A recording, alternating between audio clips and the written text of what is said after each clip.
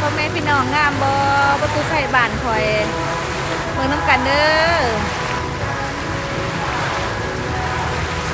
สวยงามบ่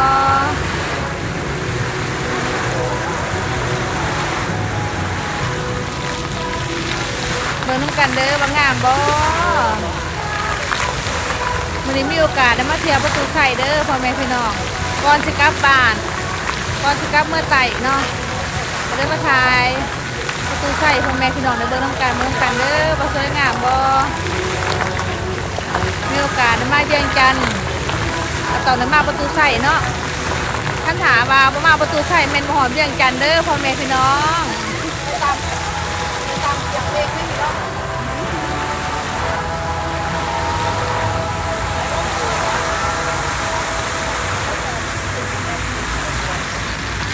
คือมันงามเนาะ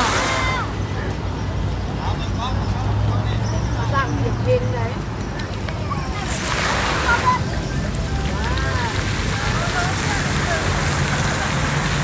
มาหอดนครน้องเวียงจันทร์ก็ต้องมาประตูใส่เด้อพ่อแม่พี่น้องเด้อจึงหอดเวียงจันทร์เด้อ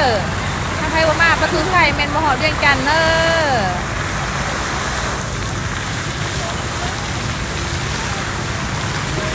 งามบ่สวยงามบ่พ่อแม่พี่น้องสวยงามบ่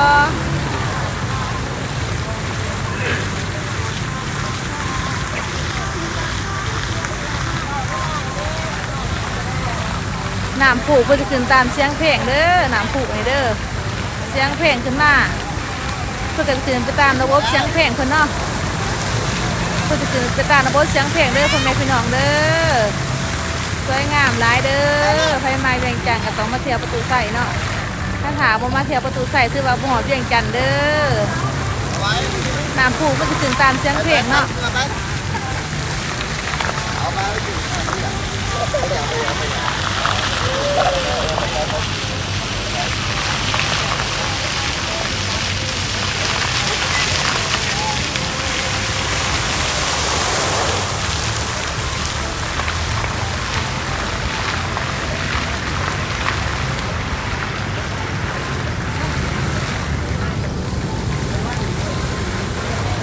มื้อนี้ก็ฝนตกกับบ่มีคนร้ายมื้อนี้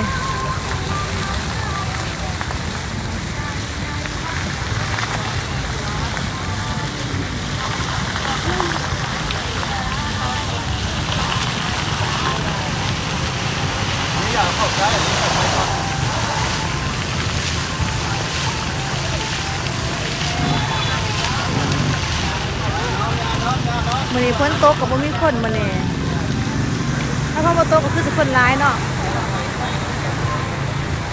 เพราะว่าฝนตกก็เลยบ่มีคนมื้อนี้แต่ก็โชคดีอยู่เพิ่นยังเปิดน้ำพุให้เบิ่งเนาะเพราะว่ามีโอกาสได้มาเวียงจันทร์ก็ได้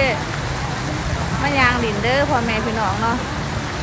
เพราะว่าจังยามได้สิมีโอกาสได้มาเวียงจันทร์อีกเนาะได้มาแล้วก็มาเบิ่งเลยเพราะว่าหาโอกาสยากเพื่อสิได้มาเที่ยวเวียงจันทร์เด้อพ่อแม่พี่น้องเด้อ